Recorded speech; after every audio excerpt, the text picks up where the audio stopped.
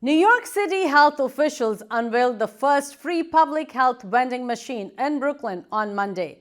The vending machine at 1676 Broadway is meant to reduce stigmas and barriers to services in the city's fight against overdose deaths. The machines are stocked with items like naloxone, a drug which can reverse overdoses, fentanyl test strips, hygiene kits, and more. To get the supplies, the user must enter their New York City zip code. The city's health commissioner said the machines are a practical step in the fight against the overdose crisis. You can put in any zip code, and then you press, and then you add which one you want.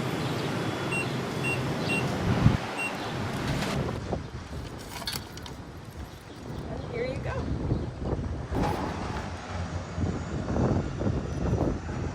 This is one of the very first New York City public health vending machines. It was the first to open last week. Since it's opened, we've distributed almost 100 Narcan kits in the very first week, and we've been replenishing it every day. As you see, we have masks, we have wound care, we have Narcan kits, we have xylazine and fentanyl test strips, and feminine hygiene and regular old hygiene kits, because the community said that that was something they wanted.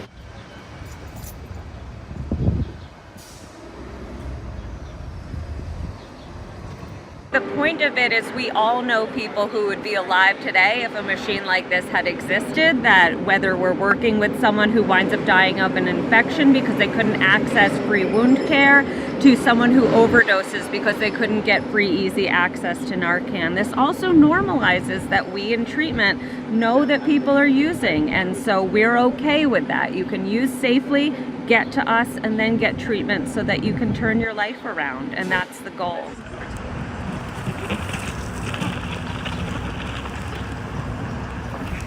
So it'll be ready in about 3 minutes.